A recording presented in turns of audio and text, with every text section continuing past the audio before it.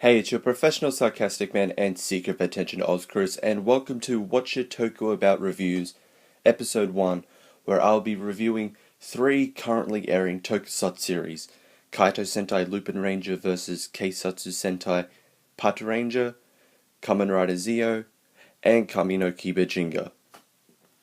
So, Episode 35 of Lupinranger vs. Patranger came out, and for this episode, the Patrangers are facing off against a gangler that has increased intelligence and also has the ability to cause slip-ups, so to make someone more accident-prone, which he does to Sakuya, and the receiving end of those accidents is Keiichiro, who's known for his quick temper and hot-headedness, and is very prone to yelling at Sakuya when this happens. So feeling down, Sakuya is given these bracelets by a mysterious individual that supposedly decreases someone's anger and converts it into a more positive energy, and gives it to Keiichiro and wears one himself. However, they discover that these devices collect all the anger into energy and turn it into a bomb. So they need to find the gangler that caused this in order to free themselves and also stop the bomb. So as a character development episode, wasn't that bad. I quite enjoyed it as a character development episode between Keiichiro and Sakuya. Main problem is, and this is a problem I've been having with the series so far, the story isn't progressing anywhere. The overall plot is not particularly going anywhere at all. It's kind of stuck on a repeat. There's the main villains, they haven't done particularly a lot, especially their boss. Zamigo, who plays a important part in the Lupinrangers, hasn't been seen for 10 episodes.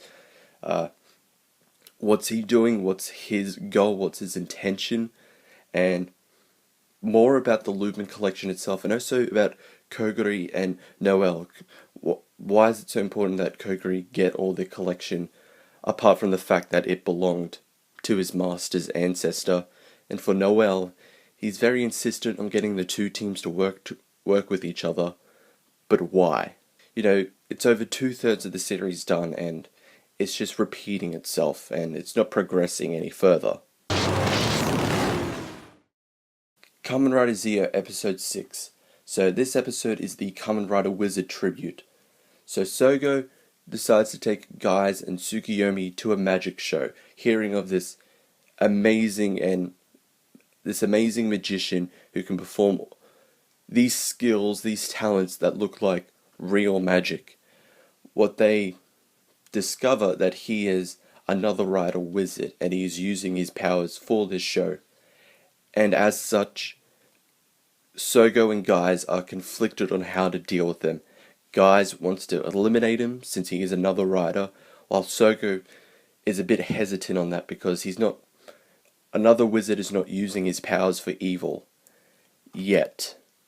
And given that premise for the episode, it is a character development between Sougo and Geiz, which I definitely enjoyed. You did showing how the two bounce off against each other, and actually showing Geiz a bit more kind of not really antagonistic, but against Sougo a bit more. It's throughout these early episodes, it seemed like his whole plot of trying to stop Zi-O from happening just kind of hit a temporary stop, but now it's kind of kicking up again.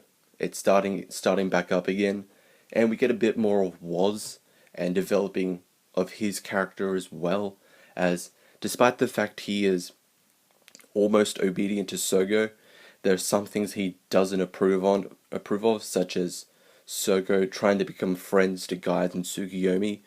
That doesn't happen to Zi-O, so he doesn't want that to happen.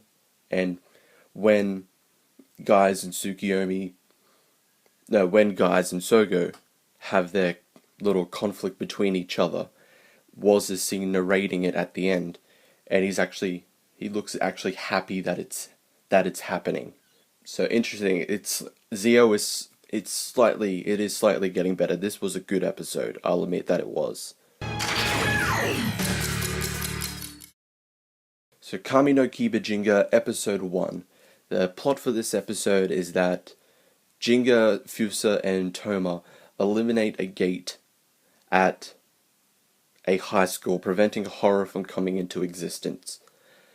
However, that is the kind of the secondary plot that is finished in like the first few minutes. The main plot is of a couple of schoolgirls, one of which is being bullied by some of her former friends who she used to bully other people with, and it reaches a point where it summons a horror and she becomes the host and kind of enacts her revenge on them. So what I'll say about episode 1 is that it's lucky it had a episode 0 to start things off, because this was not a strong episode. It was almost weak. Garo has had some of these episodes before where Garo and the main characters are secondary to the plot. It's instead following the story about these people, either like the victims or someone who will become a horror or has become a horror and hasn't realized it yet, or the audience doesn't realize until right near the end. But this one, it wasn't kind of executed as well as those. It wasn't terrible, but Jinga really didn't have anything to do until he only had presence within the start and at the end of this episode. However, the saving grace for episode 1 is the plot twist at the end. That was the only saving grace. It was something that's never happened in the Garo franchise before, and this seems to be the main overall plot. And he also gets an injury which I'm hoping will play a bigger part in the series, given the previews for the next episode seem to show Jinga's past self, his horror self.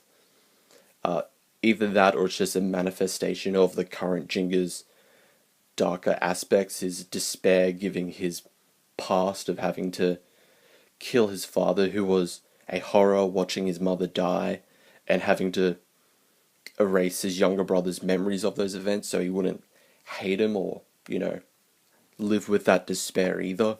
So far, it's lucky it had an episode 0. Episode 1 wasn't particularly strong, but the ending saved it. That's it for these reviews. Thank you all for watching. I'll see you all next time.